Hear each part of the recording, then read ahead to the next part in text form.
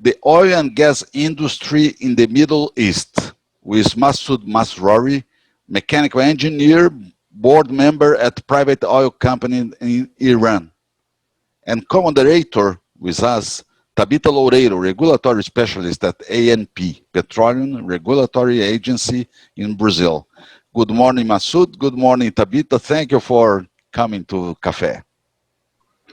Thank you very much for having me. It's a great pleasure for me, and thank you very much for this opportunity. Good morning, cavanha, and good afternoon, Masoud, or maybe almost good evening. Thank you very much, cavanha, for the invitation. It's a huge pleasure for me to be here today. And it's my first time at Coffee with Cavanha. I'm very glad. Thank you. Thank you. Thank you both. And I'm proud to be the title holder for having the Coffee con Cavanha mug in the other side of the planet. Thank you very much. That's great. Thank you. Thank you very much for your kindly approach. The intention is to analyze the oil and gas industry in the Middle East, considering geopolitics, reserves, production, logistics, the essential points of the oil businesses in the region. So that's the reason that we invited Masoud to talk to us today. So Masoud, please take control of the event and the sharing screen, and please go ahead. It's up to you. Thank you. Okay. First of all, it's a very long story with a lot of side stories. I think it's not something that we can cover in one session, like in one hour meeting, and it needs more time to cover all the case. But I want to mention some interesting part of that to give just a holistic view of the subject. And if you are interested in some part of the story, I can go and concentrate more on that part. But let's start with Middle East oil and gas industry. The first question, of course, is where is Middle East? Middle East is located in southwest of Asia. There is, I think, a lot of news about Middle East that every person all around the world has curiosity to know more about it. And I think the first picture that comes to your mind after hearing the term Middle East is something like this, which is not a very realistic view of what is going on in this region. Maybe it defines some part of the story, but no, I think Middle East is something very different than what you see in the news and what you see in the stories all over the internet. What we consider in this study as Middle East is 14 countries. I want to mention their name and show them on the map that we need this for all the... In this study, we consider 14 countries as the Middle East countries. I want to mention them and show them on the map that we need this information for all the story. I start with Iran, which is my country, Iraq, Syria, Lebanon, Israel and Palestine, Jordan, Saudi Arabia, Kuwait, Bahrain, Qatar, United Arab Emirates, Oman, and Yemen. Most of them are famous and active in the oil industry, so you have some idea about how they act in this market, but I want to give you some general information like the population, area, and GDP. Iran has the highest population in the area with 83 million, and Saudi Arabia has the largest area and also the biggest GDP number, which is almost $2 trillion. In some definition about Middle East, they consider Turkey also and Egypt and sometimes Afghanistan as countries inside within Middle East. But in this study, as we want to talk about oil and gas, I think these 14 countries are very good. To give a scale to you, if we consider Middle East as one country and compare this to Brazil, we have a country with 14 states and almost the same population as Brazil, but with 65% of area and 185% of GDP. As we know, Brazil has one of the highest GDPs in the world, but it shows something's going on in this region that we have this high number of GDP for these 14 countries. If I want to summarize this, Middle East is an unlimited source for two things. One is conflict, and the second is oil and gas. I want to start with conflicts that we have in Middle East. I think it will give you a better view about the atmosphere, political atmosphere of the region, and then we go to talk about oil and gas and especially some of the countries. The source of these conflicts mainly are religious, cultural, historical, and political. First, I want to start with the strongest one, religious conflicts. Now, as you know, Middle East is the birthplace of Islam. Now Islam has 1.8 billion followers all around the world, and it means almost 1/4 of people on this planet now are followers of Islam. Oh, yes. Islam after the Prophet was divided to many branches. Two main branches are Sunni and Shia. This number belongs to all the Muslims, not only Muslims in Middle East, but 80% of the Muslims are Sunni, 50% are Shia, and 5% belongs to other branches. But Islam is not only a religion. It has a lot of social aspects, and it was the official religion of the governments after Muhammad passed away. So the first conflict between Shia and Sunni was the way that they have to rule the Islamic nation after Prophet. And it started the conflict in the first point. Still, this conflict comes with Muslims all along the history, and still they have the same issue these days. As the manner of governing, Islam introduced one person to guide all the Islamic nation, as we have the same almost in other religions. But it's not something just religious. It consists of a lot of aspects, even political, even social, and this kind of aspects gives more power to that one person. Now we have a center of Sunni, which is in Saudi Arabia and birthplace of Islam, and they insist that they are the nation that deserve to guide the Islamic nation. Also, we have the Shia part, which is centered in Iran. And they have also disclaimed that they deserve this position. And this is the first big conflict in the region. Also, as you see here, we have Wahhabis, which is a minority in Sunnis, but the most powerful branch of Sunnis. And we have also Ibadis in Islam. They are located in Oman.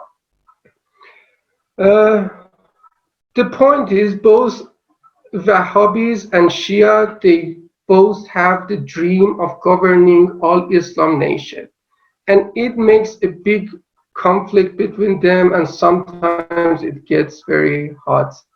Uh, so I think it's better to go to the next conflict, which is historical conflict.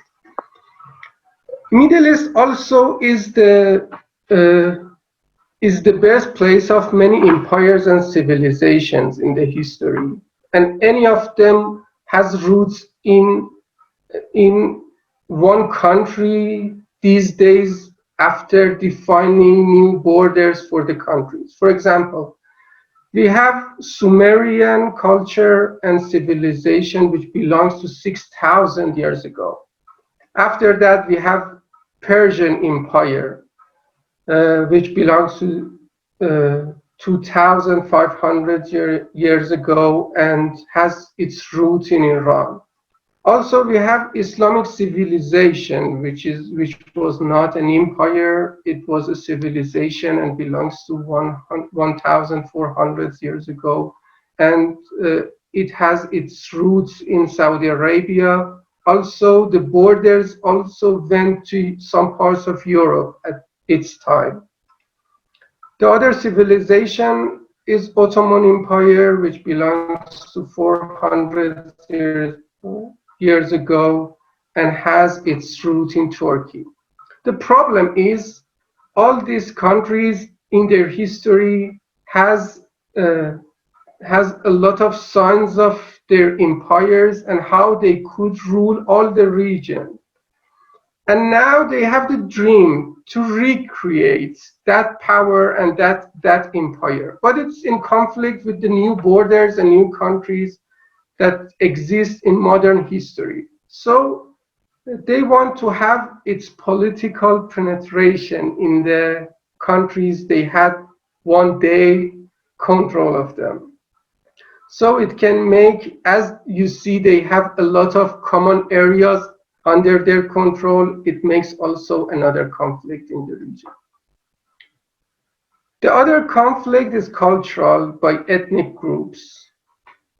As you see, we don't have that much diversity in ethnicity in the south of Gulf region, and most of them are Arabs here. But in the north of Gulf region, we have a lot of variety of ethnicity. We have Turks, Kurds, Azeris, Persians, Lors and Baluchs, and Turkmens also. So the problem is sometimes you see these ethnics, they spread all along region and they have some parts in, for example, we have Arabs in Iran, we have Arabs in Iraq, they are married together, they have a lot of mutual interests, but sometimes the border doesn't allow them to share lives as as they want. So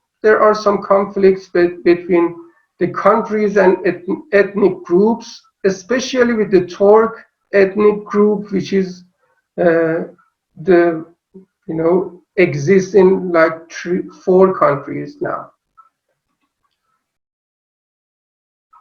The other issue in the region is geopolitical bottlenecks.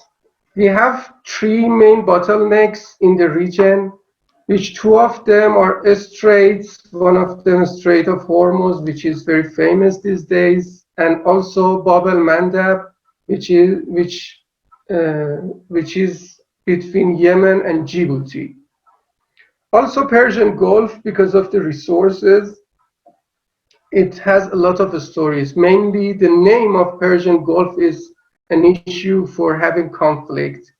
In the south of Persian Gulf, we have 4 or 5 Arab countries, and in the north we have Iran or Persia. So even the name of Persian Gulf is a point of conflict, and Arabian countries believe the name should be Arabian Gulf. And now even between nations we have these debates if it is Persian Gulf or Arabian Gulf. But as we have a lot of evidences in the history, all the maps, the ancient maps mention this area as Persian Gulf. So I want to give you a wide view about what I was speaking about till now, and I put all these conflicts in one map to, for you to see the overlaps. The overlaps shows some critical areas, like here that you see an intense cross between lines. Here also, here, which is a very uh, a very long story of conflicts, and it gives you an idea. Each cross between this line can be one spark to a fire of the conflicts in the region. And you imagine we add oil to this equation and give a lot of wealth to each part of this conflict. That can make a really big problem that we call these days as Middle Eastern Cold War. I don't know how much you are familiar with this political term and how you follow this in the news, but this Cold War is an ongoing issue for almost 20 years in the region. To give you a better view on the map, we have two sides to this proxy war: Saudi Arabia and its allies, and Iran and its allies. You see the green part, which is the Iran side of the battle, and the red one, which is Saudi side of the battle. And also we have some, I cannot call them neutral countries, because in each case they decide to take one side of the conflict, but it's better to mention them as wildcard states. The issue is, it seems that there is one unwritten agreement between these countries that we don't want the fight to come to our borders, because we have enough wealth, we have enough infrastructure to live a good life and provide it for our people, but we cannot also avoid confrontation. So these countries made some battles in other countries like Iraq, Syria, sometimes Lebanon and Yemen.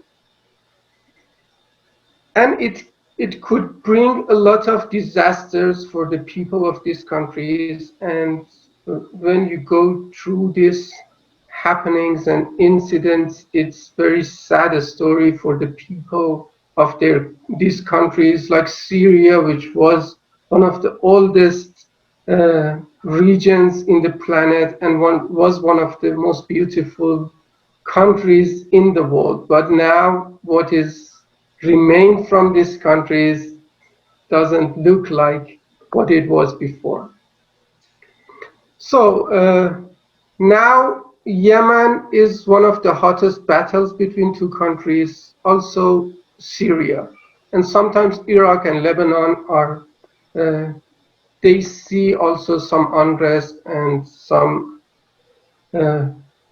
sort of conflicts in their field.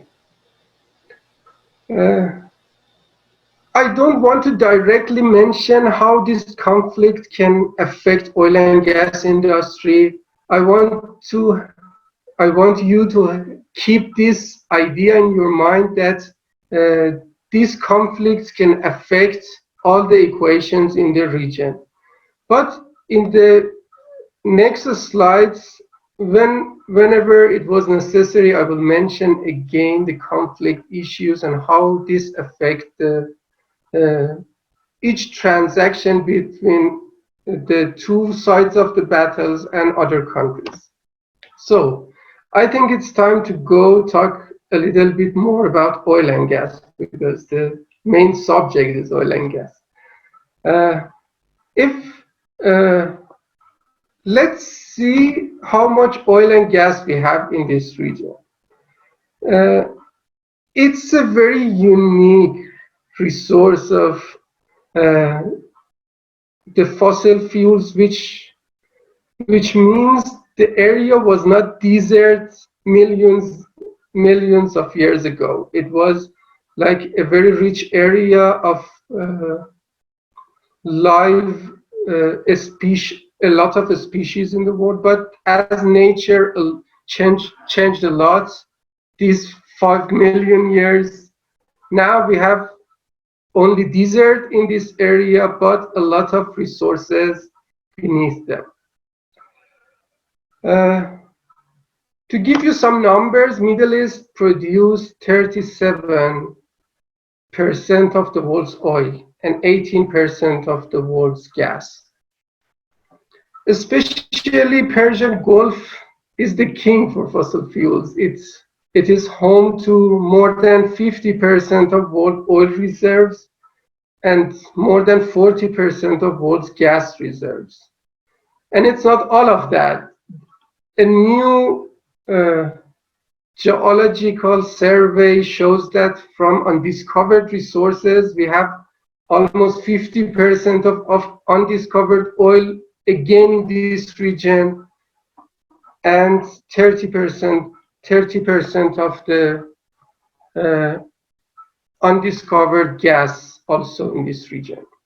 All these numbers give this idea to the to four countries: Iran, Saudi Arabia, Kuwait, and Iraq, plus Venezuela, in 1960.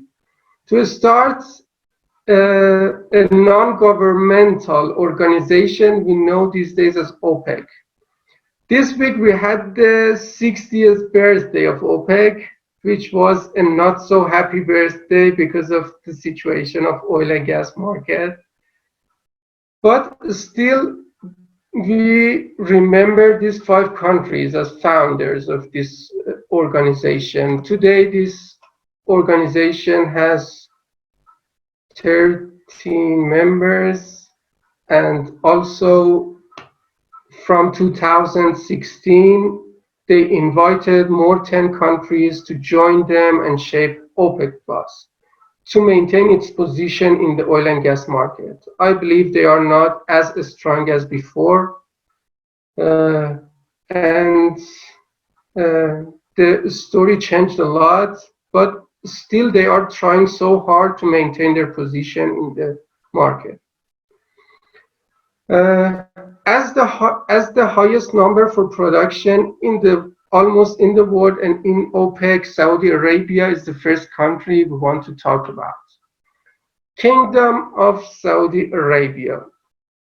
The name of the country shows a lot about how they govern the country.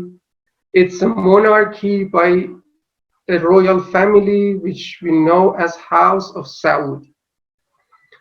The country is established in 1932 by the King Abdul Aziz, which was a visionary guy and a great fighter. He formed the country through a lot of unlimited wars with the other powers in the Arabian Peninsula and formed this country. And nowadays, the king of the country is King Salman, which is the 6th son of King Abdul Aziz. After King Abdul Aziz in 1953, his sons started to rule the country, and now King Salman is the current king of the country. And the youngest crown prince in the history, Mohammed bin Salman, which is a very young, ambitious guy with a lot of plans for transforming the country to a modern player in the region in every aspect, not only in oil and gas.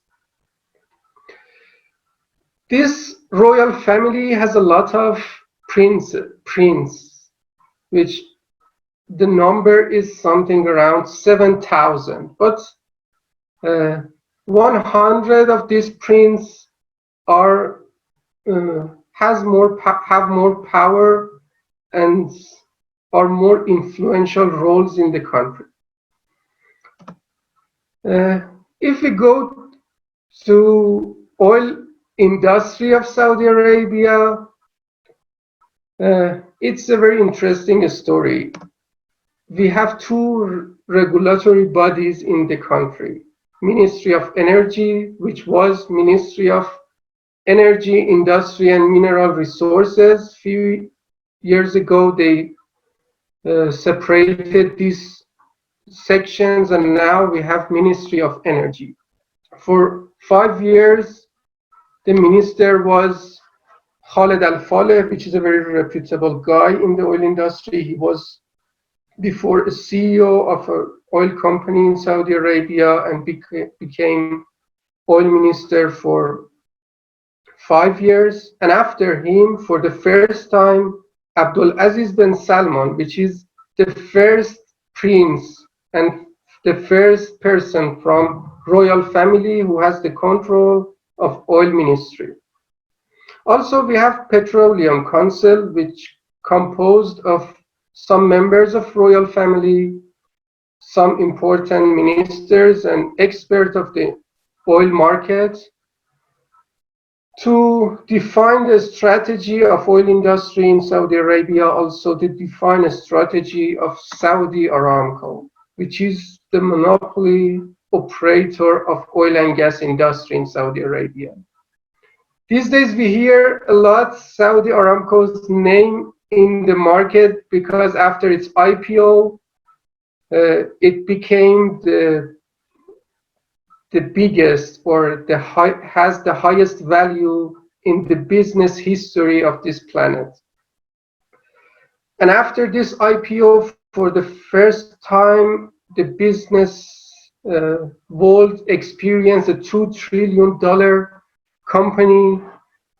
But there are a lot of side stories about this IPO because it was not only an IPO of a company, it was an IPO for the resources of a country, because the Saudi Aramco is the only company that has the right to drill, to explore, and to produce oil in the territory of Saudi Arabia. And they considered all the resources as a company asset in the valuation process of the company.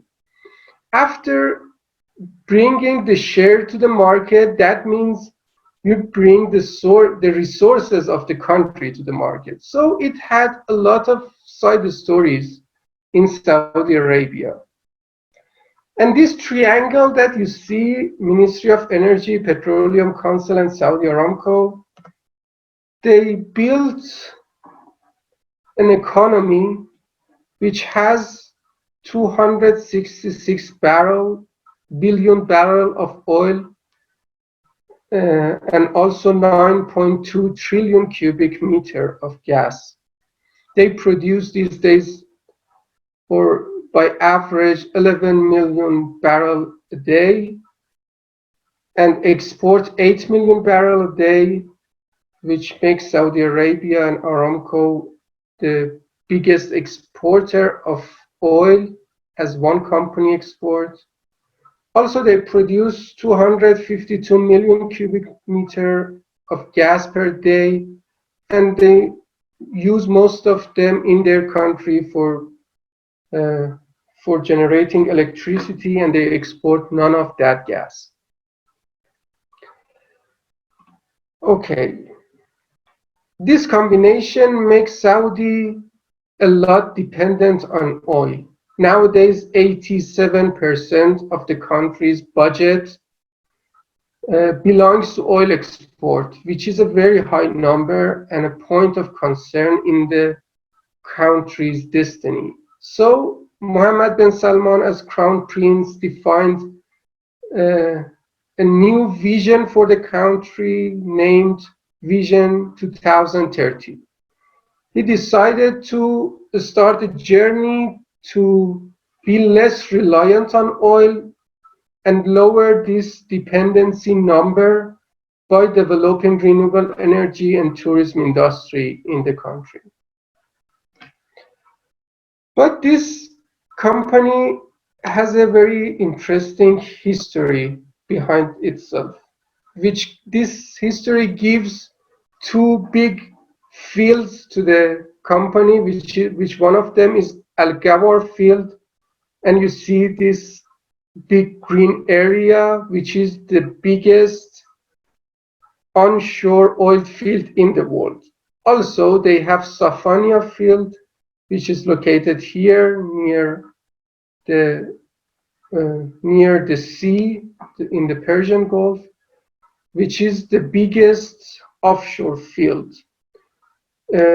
It seems they have the best combination of the fields within the country, and the story shows that they used it very well. If I want to say a quick history about what happened in Saudi oil history, I want to start with why they wanted to discover oil. After having the first oil well in Iran in 1908, and also after energy crisis because the First World War, all the countries in this region were tempted to look for oil and discover some resources in their territory.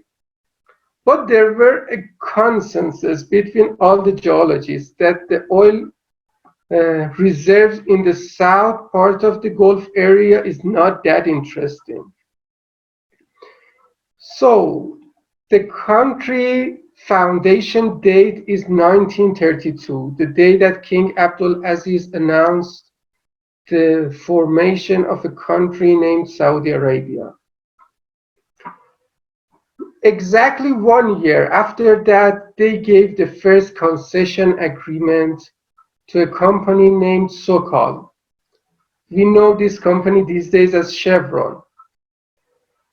The American company didn't enter the market directly. They started a subsidiary named California Arabian Standard Oil Company, or CASOC, which was assigned to start exploration in the country. They sent a geologist team to search in the area for the signs of oil reserves, and they could find the first sign of oil in 1938.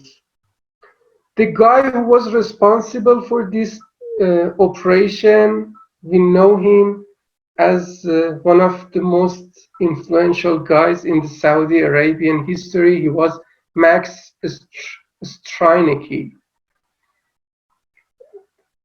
Steinecke, sorry.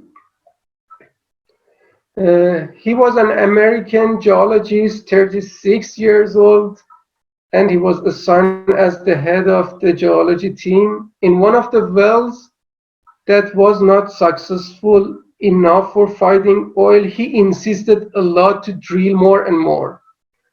And he didn't know that he would have a very high influence on the history of the area, but he could find a vast reserve of oil. In the 1938, you see the area that he found very near to Al Gawar field, I think the name was Abqaiq field, and the well still stays there as the Dammam number 7 field, and it's very famous in the history of Saudi Arabia. In the year 43, they changed the name again to Arabian American Oil Company, and for the first time, we could hear the name of Aramco in the history, which is the abbreviation of the Arabian American Oil Company. After that, something great happened in the history of Saudi Arabia, which was Quincy Agreement. Quincy Agreement. Quincy is a warship of United States. After finding oil by an American company in the Arabian Peninsula, the President Franklin Roosevelt between one of his trips to Egypt to meet Churchill and I think it was a meeting between Roosevelt and Churchill and Stalin at that time. He decided to keep moving to the Red Sea to visit King Abdul Aziz, which was the king of Saudi Arabia at that time, and I think he traveled for the first time out of Saudi Arabia to meet Franklin Roosevelt on the Quincy warship. They made an important agreement at that time. The agreement was about security and oil. I think United States guaranteed, and at that agreement guaranteed the security of the Kingdom of Saudi Arabia in exchange for affordable supply of oil from them. This agreement made a great role in the oil play in the region, and also still we see the shadow of that agreement on every move of oil industry, and also all the transactions between Saudi Arabia and United States. And there is a famous picture of that meeting on the Quincy warship. After that, in the year 50, King Abdul Aziz put a very high pressure on the Standard Oil and also Aramco to change the agreement to a 50-50 profit sharing plus the country tax. And it was a huge change. We will see the origin of all these decisions when I say more stories about region, but it was a very good move in the best time, because after 1 year they could discover Safania field, and 6 years after that they could find Al Ghawar field, which you can see on the map later. In 75, Arab-Israeli war happened between the Arab world and Israel, and it started a new rise of the oil price in the history. You see the new fields on the map now, and after that in 57 again, I think the last number was 73, but in 75 they started also their master gas plan, and a revolutionary decision in 1988 by the king made the Saudi Aramco's 100% state-owned company, and the name changed to Saudi Aramco. And after that, Saudi Aramco took the control of oil industry in the peninsula. Okay, nowadays this company has 5 domestic refineries and also 6 domestic refining ventures with the mutual shareholding with companies like Chevron, I think, with ExxonMobil, with Shell, Total, Sinopec, and some others. Also, they have 6 refineries out of Saudi Arabia, 2 in China, 1 in Japan, 1 in South Korea, and I think 2 in United States. And they have 2 other plans for investment in countries like India. Also, you see the facilities in the region is mostly located in the shores in the western and eastern coast of Saudi Arabia, and also a very strategic pipeline, which is famous for East-West pipeline that connects the east coast to the west coast of the country and gives the feed to the refineries in the other side of the country. Also, I think the capacity for this pipeline is 5 million barrels per day. And 10,000 kilometers of pipeline, which is a very pipeline for a country like Saudi Arabia. And they have some threats in their history of activity. One of them was in 2012, which was the cyber attack, which a virus called Shamun attacked 30,000 workstations of Saudi Aramco, and it was a disaster for the operation in oil and gas facilities. Also, in 2019, they had a drone attack to their strategic locations in the industry, which is one of them is Abqaiq, which is like a hub to distribute oil and gas in the country, and another oil field in the center. And it was a very unique incident in the oil and gas industry. We don't see a lot of similar happenings. The Houthi group in the Yemen claimed the responsibility of this attack, but always there was a claim by Saudi government that this attack happened by the support or directly with the role of Iran government, which is one of the signs that you see because of the conflicts in the region.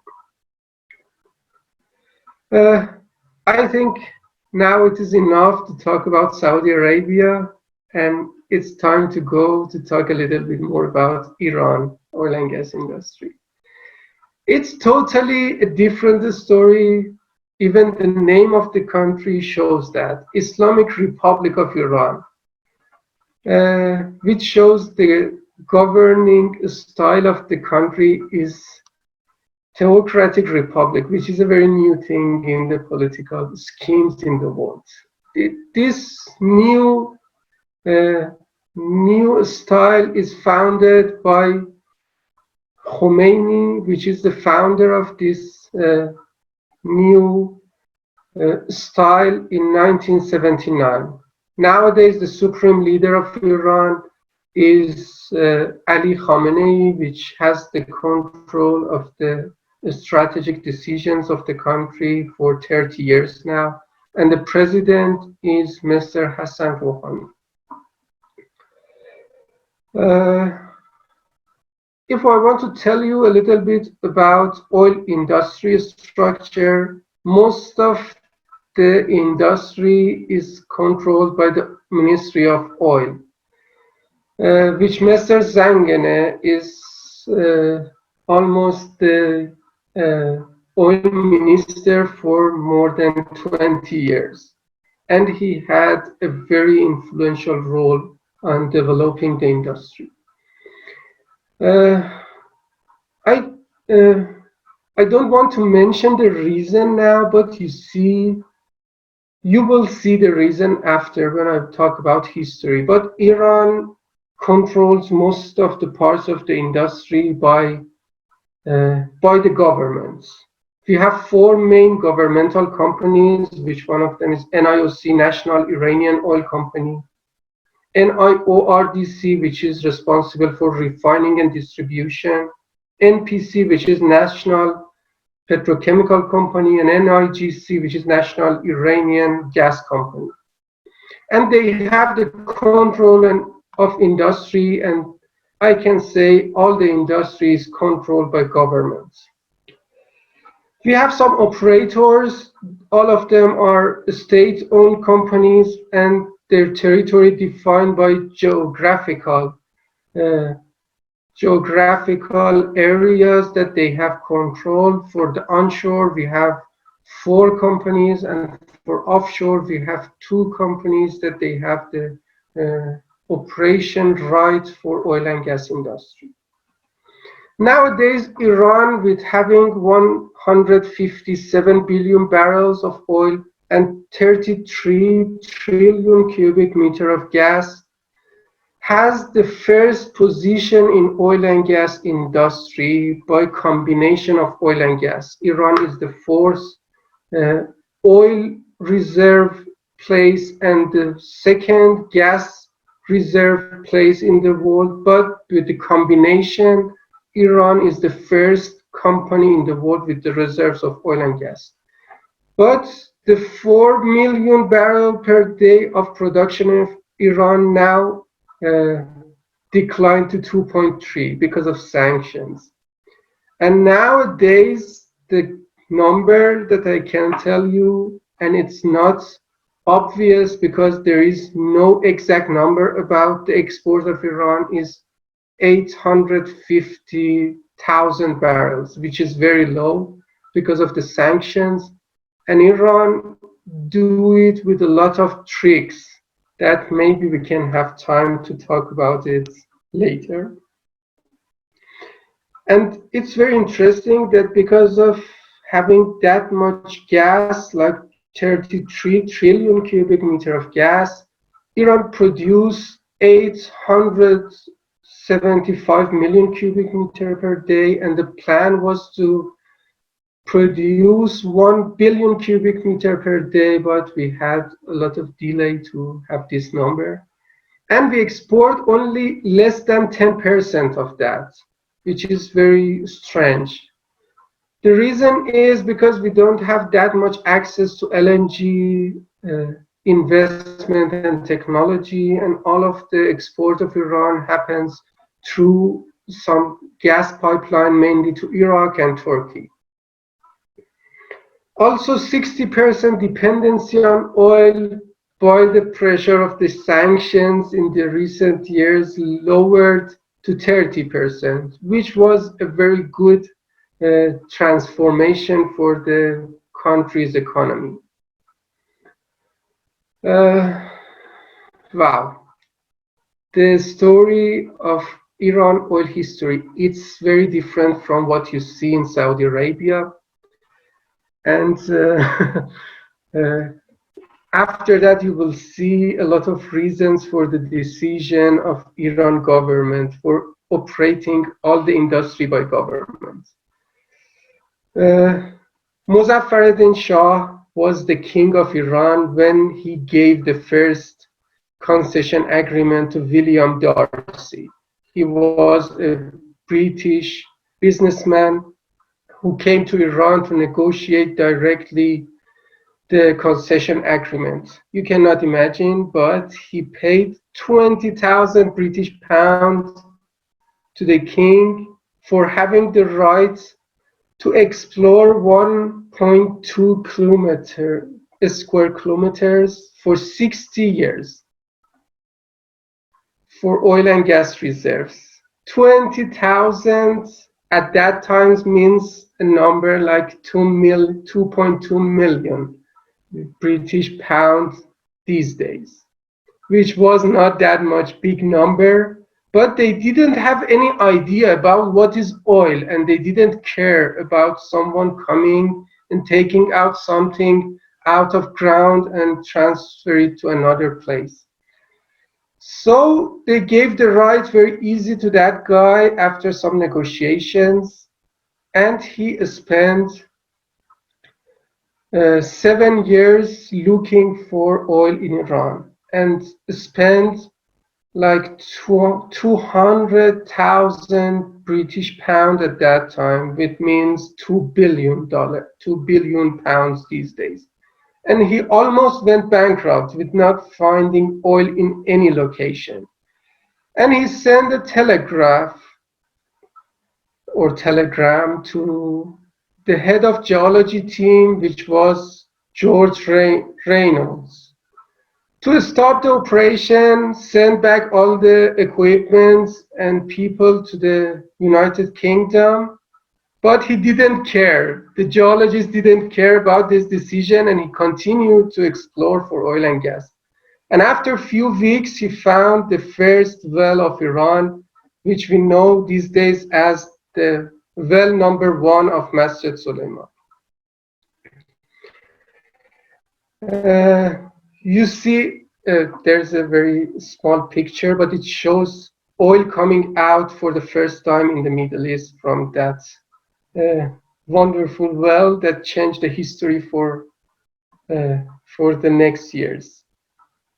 And it started then exactly the next day they started Anglo-Persian Oil Company, which we know this company today as British Petroleum, but it's a long story how it turned to British Petroleum.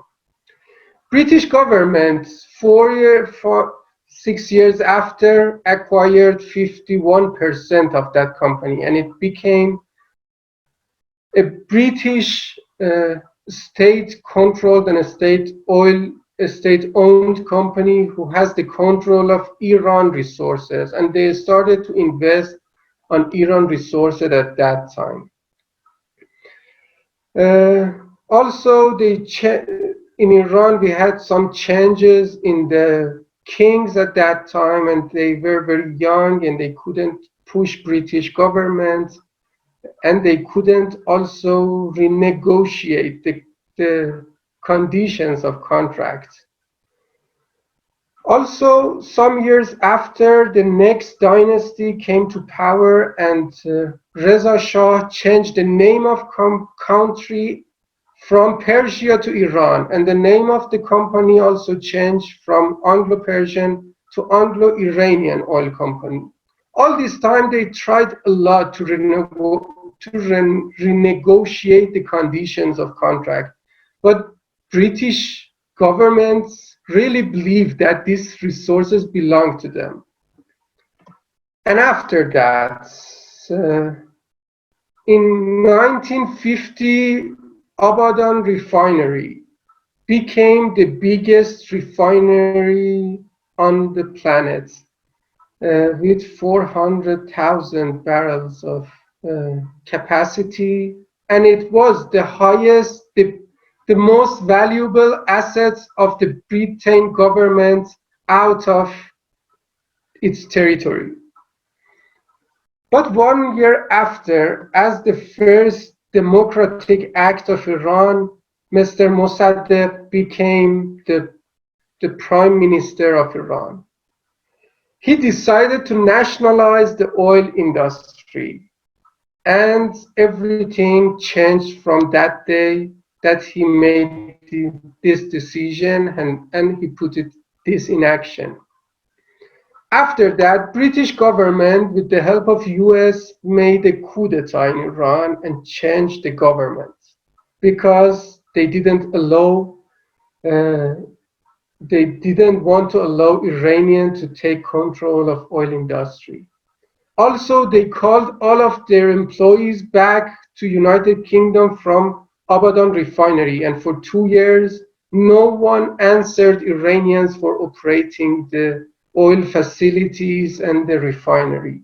Even Germany, even United States, none of the experts in the industry dared to help Iran to operate its oil and gas facilities. Only Italians helped Iran at that time, and they came to help Iran to operate all the facilities. After the coup d'etat, Mossadegh was pushed out of power, and also Britain, no, not now, also Britain put sanctions on Iran, and they didn't export anything to Iran anymore, and all the Western world accompanying Britain for this sanction, and his history of Iran experienced very tough days at that time. The conflict was Mossadegh really believed that this agreement was immoral and illegal, but really British government believed that all these resources belong to them, and this conflict has no common ground even to discuss. After Mossadegh, Shah of Iran decided to call back the new company, previous company. Now they changed the name to British Petroleum Company without the name of Iranian because of all these conflicts. And they came in Iran in the new form, which was a consortium for Iran Oil, which we know them as Seven Sisters now. The agreement was 50-50 share profit sharing with the consortium and NIOC, which established at that time, but it was not a real 50-50 profit sharing because they didn't allow Iranians to look into their accounts. The operation was not open book for Iran government.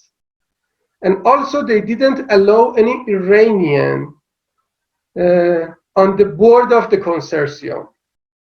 So no one believes it was a fair 50-50 profit sharing.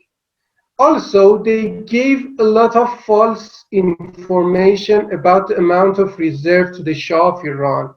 And Shah of Iran was very concerned about that oil will finish in few years, and he was overreacting to this fact, and he started to negotiate to form OPEC for taking control of oil price and have the highest profit possible from this source that he believed he will have for few years because of the false information. After that, Arab-Israeli war happened in 73, and it was a start of increase in the price of oil, and in the last years, Shah made a lot of money out of oil industry. And after that, in 79, because of Iran Islamic Revolution, Shah left the country, and the 2,500 years of monarchy ended in Iran. And Iran started a new style of government, which is Islamic Republic. And from almost the first days, Iran experienced sanctions from United States and also wars with Iraq, which was 8-year war and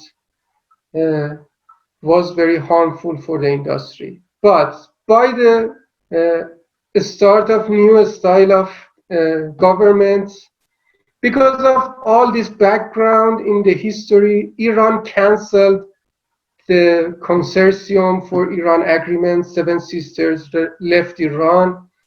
And because of this very maybe the worst experience that Iran had in its oil history, they didn't give concession agreement to anyone else in the history. And the new government forbidden the concession agreement for Iran oil industry. What happened to Iran industry? You can see until 1970, all the countries go on the same harmony and same speed for developing oil and gas industry. And by the Iran Revolution, Iran production decreased to almost 1 million. And after a lot of years of trying and relying on Iranian power for developing all these resources, but because of the sanction, they couldn't reach a number more than 4 million barrels. But you see the Saudi Arabia still with the lower instability and uncertainty in their political atmosphere, they could develop a lot of resources and is in the same speed of United States and Russia to develop their resources. Also, if you see the people who ruled the Iran as presidents, and also in the other side, the president of United States, they could influence oil production of Iran. For example, in Mr. Khatami administration, you see we had a rise But after that, in the time of Ahmadinejad, we had again decline in production.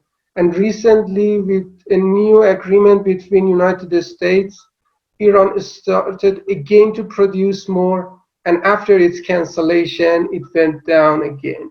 That means production of oil in Iran depends a lot on political situation between Iran and United States. By all these difficulties, you see Iran still has one of the biggest uh, oil and gas pipeline network, which is 8 times bigger than Saudi Arabia. The reason is the population in Iran is spread all around the country, and the nature in Iran, you know, allow them to live everywhere in the country. So it brings a huge difficulty for government to send gas to every point. Nowadays, Iran has 9 oil refineries and 20 gas refineries. We have one facility which is we have concentration of 11 huge refineries in south parts. And because of the international sanction, Iran has not any oil facility out of its territories. At the end, Iran has 2 million barrel capacity of oil refining and 900 million cubic meter capacity of gas refining daily. One of the strategic pipelines that Iran has started recently and it's under construction is Gorejask, which I showed with dashed line here. And if I want to show you exactly where it goes, it brings crude oil from the center of oil production in Iran, which is in southwest, to a point named Jask after Strait of Hormuz. This decision, bringing the oil after this critical point, gives Iran more flexibility in political decisions. Because of this important stretch of water and narrow passage to oceans, which is a very important point in the oil and gas industry. 2 million barrels is the highest number which transported in 2018 through the Strait of Hormuz. 75% of that goes to Asia and 25% go to other parts of the world. And it means 20% of oil and gas supplies go through this narrow passage. In the year 2019, we had 5 incidents in this area. Seizing the British tanker by Iran was the most critical, and also some attacks to other tankers gave the world this idea how it will be the uncertainty about security of this area. Some of these incidents was suspicious that happened by Iran but never proved anything. But one of them, seizing the British tanker, was in exchange of seizing Iranian tanker in Gibraltar. And it gave one idea to the world how it means in having a low security level in this area. So Iran decided to bring oil after this critical area, which made a new concern to the world that maybe Iran action after bringing oil here would be more strong and give Iran more flexibility to block this passage and have a new card in, having a new card in Iran's hand for playing with geopolitics. Also, I want to go back to another slides that we had about proxy wars between Iran and Saudi Arabia. As Iran found having the control of one strait can help Iran a lot to play uh, in the political and economical market. And Iran saw a new unrest in Yemen by some Shia group named Houthis. Iran supported them a lot and helped them to have the control of Bab el Mandab Strait also, which this action can block Saudi Arabia of exporting oil to Asia because Saudi Arabia has the East-West pipeline and maybe he can rescue itself from blocking the Strait of Hormuz. But at that case, Saudi Arabia has to use Bab el Mandab for exporting oil to Asia, and having the control of this uh, strait in the hands of groups which are supported by Iran can bring a new challenge in the transportation of energy to the world and Iran economy. It gave me the idea to have uh, the second subject for the next webinar, if you are interested in this kind of subject. Yes, about the presence of great political powers like China and United States in this region, how they support any side of this battle, and how they want the equations of energy of this area to be formed. I think now it's enough for now. I hope I could give you a better understanding about geopolitics and oil industry and experiences of two main powers of energy in this region. And I hope you liked it. Perfect. Masood, thank you so much. I would like to ask Tabitha to make some questions to him, if possible, Tabitha. Wow, thank you so much for this great lesson. I've learned a lot. I'm very proud of myself that I'm here learning from Masu about Middle East. You know that as oil and gas professional, I think that we should have a broad view about the oil and gas industry in the world and some specificities about, some industry like Middle East. And wow, I've learned really, really a lot here. Thank you very much, Masu, for all your effort of sharing your lessons with us. Thank you for your time. So my first question is about the whole of OPEC Plus now. I know that Masu has a specific view about the whole of OPEC, and I want him to share this with us. We saw at the first quarter of 2020, this year, a fight inside OPEC Plus between Saudi Arabia and Russia when they couldn't agree about the oil cuts, and they opened the taps and they flooded the market with oil and did a huge mess in the oil markets. But after this massive oil demand contraction due to COVID and the collapse in oil price, I remember that Trump called the king of Saudi Arabia and things moved again. So OPEC Plus met again and agreed in big oil cuts, was the largest production cut in history, 9.7 million barrels per day. And we saw a resurgence of OPEC Plus in the market, playing a big role and a very good role to stabilize the market again. I think they did a good job to stabilize the oil price at 40s level. Today's 42 dollars per barrel, the Brent.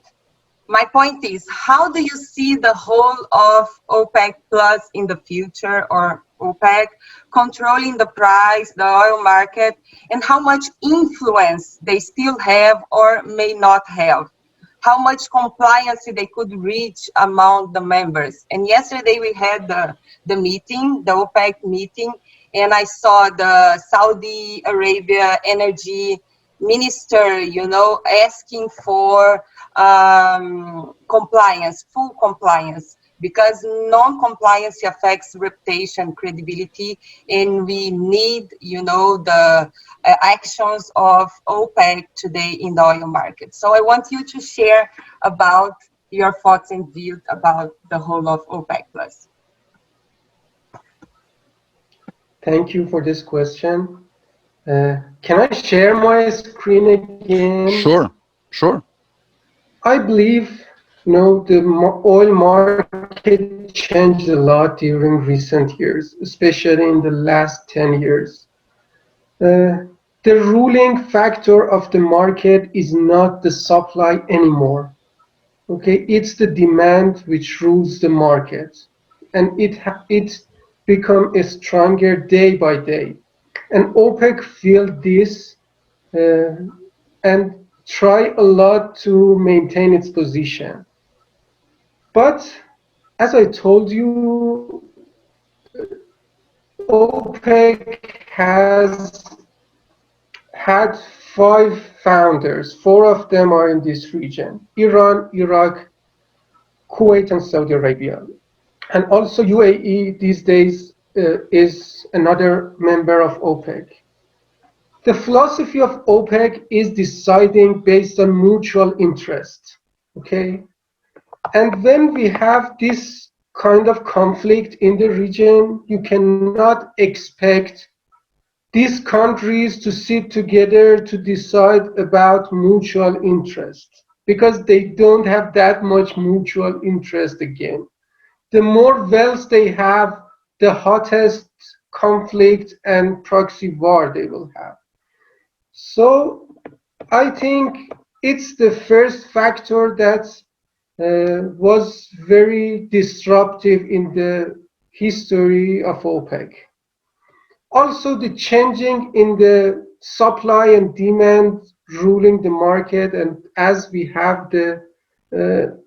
as we have the demand, the most important factor in the oil market, OPEC is not as influential as before in the usual life of oil market. In a normal day, I believe OPEC cannot influence that much. And it's a sign of death of OPEC.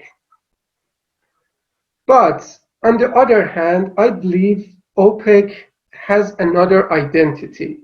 I don't know if you know the legend of the legendary bird Phoenix. Phoenix is a bird who dies in fire, and its, out of her ashes, the new Phoenix is born.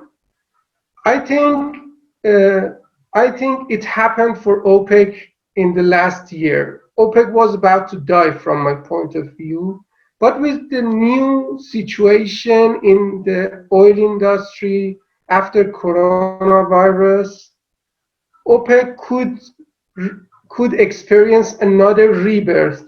Okay, and now by by the new agreement of production cuts, OPEC proved that we cannot still imagine the oil industry without an organization like OPEC. So I believe OPEC has only critical role for the disastrous time or critical moments. They could control the market at some special points that a huge disruption happens. But in a normal day, I don't believe OPEC has the power like before. It's my point of view about OPEC role. And thank you for your question. Thank you, Masood. My last question is about the transition to a low carbon environment. So we saw in your presentation that governments in Middle East are heavily relied on oil and gas revenues. But we know that we are living in a transition to a low carbon environment. And it's happening, we are in the middle of this transition. And recently BP issued its energy outlook and its bullish scenario for oil. The peak demand will occur in the early 2030s. So my question is how and if Middle East is preparing itself for this low carbon environment, and how much they will still be important in attending the oil future demand? Hmm. Okay, very challenging question. Uh, I believe uh, I believe economies in Middle East still are highly reliant on oil revenues, and they are in a race because all the prediction says we will have a peak oil demand in near future, like in 10 or 15 years. And after that day, oil is not that valuable commodity anymore. And it will be a very normal commodity like sugar, like wheat, like meat, or any other commodity. And after that, this huge revenue of oil will disappear from the basket of every active country in this industry.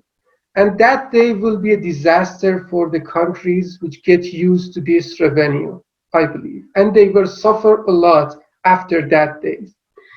I think they understand the emergency of this situation and they decided to move towards low reliancy on oil like Vision 2030 by Saudi Arabia. But I believe as the oil revenue is very sweet and all the countries enjoy a lot and they want to still raise on having more revenues, and they don't have the control on their economies, and their economies will get used to this revenue. And after that day that they experience peak oil, they will suffer a lot. And countries like Iran, like Libya, like Venezuela, they pushed out of the market by United States to mm, to open a place for new producers. But I think for a country like Iran, it can be an advantage also to have this opportunity to lower the dependency on oil. So if they don't transform their economy consciously for and make themselves ready for that day, they will suffer a lot. It's something that is obvious, but they cannot move rapidly toward that goals, I think. Good. I have one question. May I? Please. Okay, it's related to service providers. I mean, first tier service providers, the technical ones. I mean, complex engineering, well logging, well preparation, drilling. So local providers for technical and sophisticated technologies, or from China, or from Russia, or from the Occident, from United States, from how do you deal with service providers? Do you have local or you need international ones? Mhm. Okay, for example, it's different country by country. As I mentioned in my presentation, Saudi Aramco in Saudi Arabia these days is the only company that has the right to explore, to drill, and to produce oil. And no other operator you can find in Saudi Arabia. But they use other technical companies from all around the world as service provider to them. Okay, and they use sometimes cross-check between different contractors for this. For example, for exploration, because especially in Iran, we have a very bad experience of false information about the size of reserves, uh, this kind of information. So sometimes they cross-check also. And Saudi Arabia also, because of the investment they did in this field, they have their own softwares, they have their own methods, they have their own local contractors, and I cannot say technically they are still highly dependent. Mhm. Uh, I believe Saudi Arabia started a journey from being a fully dependent country on foreigners from the first day to be an independent country, and they went this journey very well, and these days they have a lot of active contractors, local contractors, and they do many part of that uh, in by themselves. Also, they have another rule as Saudization, which means foreign countries also has to, they are, it's an obligation. They have to use Saudi national people in their operations.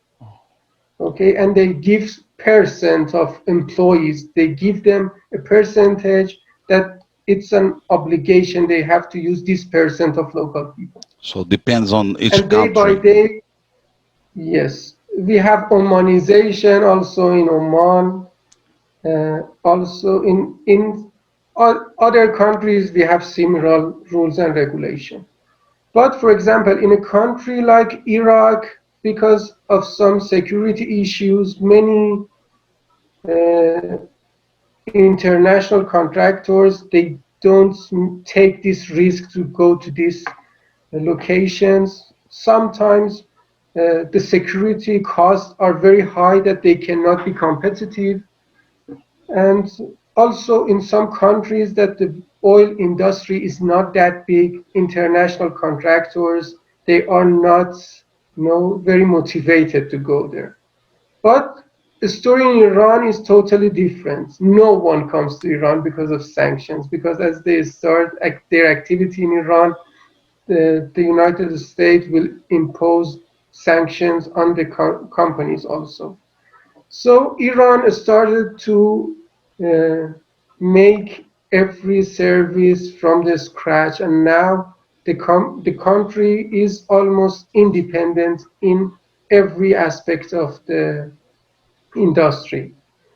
And recently they found a very big oil reserve, which can also change the ranking of the country uh, in the reserve ranking, and all of this was happened by the hands of local people, not any foreigners. But being independent has its own limitations also. As you see, Iran uh, is not very rapid to increase its production uh, because the local capacity is limited. It's very good to be reliant only on yourself, but you have some limitation as the resources are limited, human capital is limited, and it's another disadvantage of being independent. Perfect. Excellent. Clear. Totally clear for me. Okay. Okay. This is the first webinar with you, Masood. It was a pleasure for me, and I will pass the control to Tabitha very soon, only to make myself very happy to have you here today with us. A very clear presentation, and we are inviting you to plan with us more of this, including the downstream and the petrochemical segment that is, I know that's very strong, are very strong in your region. So the invitation is open for you. And please, Tabitha, I would like to you make the final comments and to close the meeting. And of course, we have 1 or 2 minutes for Masood to finalize his speech. So Tabitha is with you, please. Thank you, Armando. Wow, it's a pity that we cannot continue the discussion. I prepared the questions before, and I didn't know about the presentation, but if I know, I have a lot of many other questions. And thank you, Cavanha, for this great opportunity. Really, I'm very pleased. And thank you, Masood, for accepting Thank you. this invitation and working hard in the presentation. He's really a designer. He draw a lot of things in the map, so thank you very much. How do you say thank you in Persian? You say mamnoon and merci, both words. Merci and mamnoon. So, merci. Good. Masu, Okay, please, your final comments and we will close the meeting. It's up to you, please. thank you very much also for this opportunity. It was a learning lesson for me also, as I had to prepare all this. I learned a lot also, and I hope we can continue this discussion if you liked it. But I have to study more and find more interesting stories to have more interesting presentations. Thank you very much for your time. Thank you all, and thank you for people that will follow this video and by the comments that probably we will have in the social media posts. Thank you. Have a good day to all. Thank you. Have a good day. Have a good day. Bye bye.